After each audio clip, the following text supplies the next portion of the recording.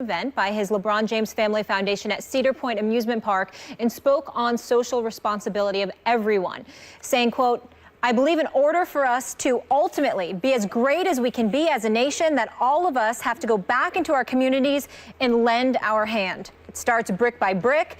It starts person by person, family by family, kid by kid." Stephen A., what do you make of King James' comments there?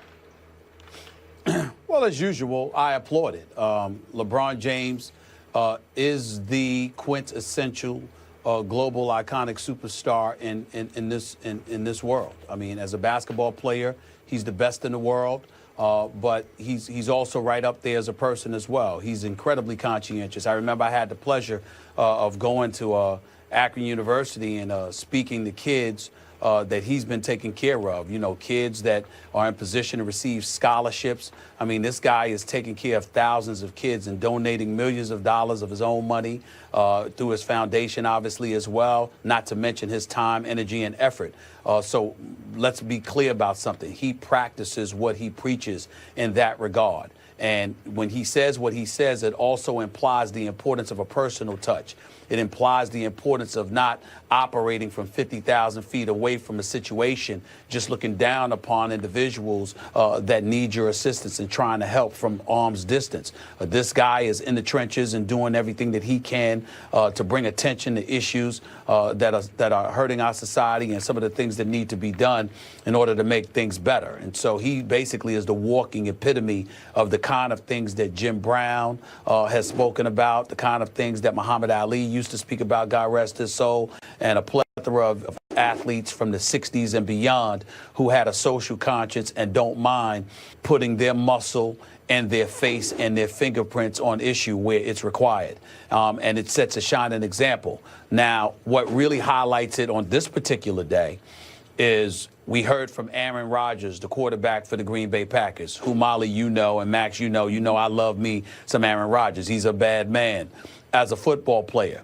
But when he spoke the other day about the NFL, although he was right in what he said, Max was accurate in pointing out how Aaron Rodgers, certainly being the superstar quarterback for the #1 sports league in America, is in a position to make a difference with his voice.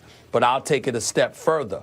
Even though there are problems that obviously exist in minority communities throughout this nation, I would remind everybody that even during the civil rights era, when black folks were marching and we were fighting for civil rights, I should say them as opposed to we, because even though I'm black, I wasn't even born until 1967. So I don't want to take credit for what my ancestors did. My love and adulation goes to them. But I will say that it's important to recognize that the success that the black community has gained in its evolution from pre-civil rights days to where we are now, despite all of our problems, that had a lot to do as well with white individuals who were willing to speak out in support of some of the incendiary things that were taking place against the black community and other minority communities in this nation. And so when you hear Aaron Rodgers speak, you must ask yourself, well, why haven't you spoken out? What do you mean that the NFL has dissuaded folks from speaking out? Martellus and you know, Martellus Bennett and his brother, you know, they didn't have a problem speaking out. I don't recall the NFL punishing them. And so we have to look at it from that perspective and recognize that while we appreciate what Aaron Rodgers had to say, we have an even greater appreciation for what LeBron James has done and does continue to do. And we hope that not just Aaron Rodgers, but a Tom Brady, but a Peyton Manning and others wouldn't just leave it to the Cam Newtons and the Russell Wilsons of the world to speak out on these issues, because you're only as strong as a nation. You're only as strong as your weakest link. And if you're just going to allow people to be abused, allow people to be demonized and diminished and what have you, how far are we going to go as a society? It takes us all. And I appreciate LeBron James saying what he said, because he's absolutely right, as usual. I want to get to LeBron James in a second. I want to start with what you just said, Stephen A. That's absolutely right. As Martin Luther King said, a threat to justice anywhere, you got it. Injustice anywhere is a threat to justice everywhere. There it is. Everywhere. And Martin Luther King also used to say that even if there's an oppressed group and that he wants to support, even if that group says it's okay, we got this. That's not good enough for him. If there is an injustice somewhere, everyone should stand up against it. And especially in the NFL, this harkens back to Richard Sherman's comments from a couple weeks ago. Look, this isn't the white players' issue necessarily, et cetera. Should they speak up? And Richard Sherman always has interesting things to say, but if I understood his intention correctly, I think he's wrong there. I think in a league where, in a country where everyone's living together, that is the responsibility, particularly in the NBA, NFL, diverse leagues, it's the responsibility of all the players. If their fellow players, if their teammates, if their competitors, if their peers are experiencing injustice, are speaking out against it, to at least, as you said, Stephen, they don't speak out if you haven't educated yourself, if you don't know what you're talking about, but to at least familiarize yourself with the issue, sensitize yourself to it, and if you're down for the struggle, go ahead. Speak out. I think that's important. Getting to, and Aaron Rodgers, Stephen A., I took what he said as a warming to that idea. Maybe he's not all the way there, but I took it as an encouraging sign. LeBron James. People who still hate on LeBron James, I can't get past this. What do you want this guy to do? First, as a player, right? We've seen for him come out of high school as the most valued prospect ever and then somehow surpassed the hype.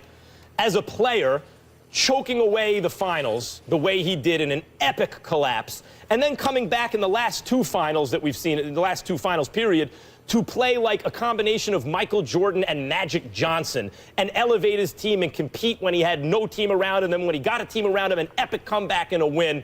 So it's just great to see his development as a player. As a leader, this is tremendous, because what's the issue that constantly comes up when, for example, Charles Barkley makes a comment about personal responsibility?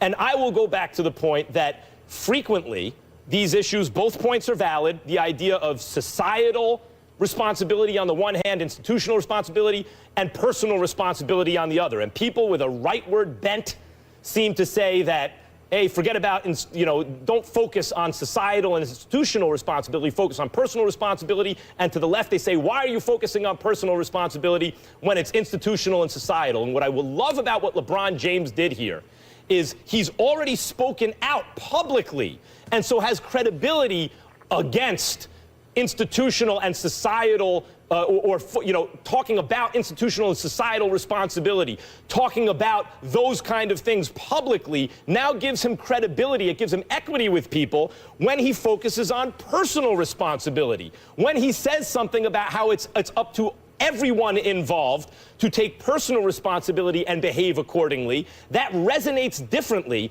because it doesn't feel like it's coming from one side or other of the political spectrum. It doesn't seem as though he has some kind of ideological agenda, because he's already spoken up against the other. So now he can talk about people taking personal responsibility, and it resonates with everyone.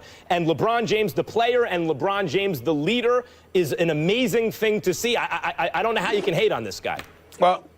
Well, first of all, he's the closest thing to perfection, I believe, that we've seen from a professional superstar athlete, maybe ever. I mean, when you consider his level of production on the court, his level of commitment to excellence, combined with the fact that what he is off the court in terms of how he's conducted himself, it just doesn't get closer to flawlessness as far as I'm concerned. LeBron James was on the cover of Sports Illustrated when he was 17 years of age. The expectations were there. He accomplished them, he conquered them, he exceeded them, and it cannot be denied. And so when we look at it from that perspective and then see the commitment to his body, to his mind, to winning, to producing results, he is the quintessential professional, iconic superstar athlete. It simply cannot be denied. But I also think that as a black person, it's important for me to say that it's very important what he said, because there are certain parts there where he clearly was talking about all of us. Well, guess what? That includes the black community. That includes us stepping up and not looking for others to blame when there are things that we can do to alleviate our own problems. Now, clearly, that doesn't mean that we're all at fault and we're always doing something wrong, anything like that.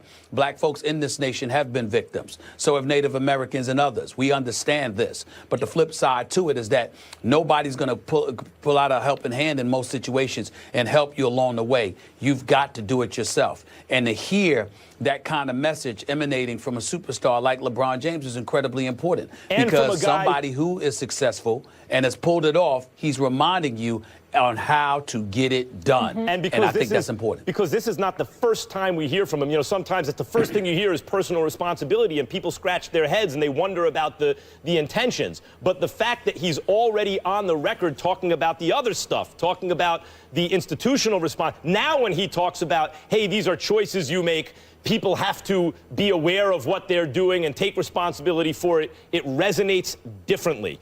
Because, I don't know how to put it, because you know he's down for the struggle. And the best athlete in the world, that's not always the case, at least not publicly so. Yep. No, you certainly have to applaud him and using his platform to pay it forward, and he continues to, and leading the rest of the NBA. He pays it forward. Certainly. He pays it forward, Molly. You're right. When we come back, Jerry Jones is one step closer to getting his ticket into the Hall of Fame. Our Super Bowl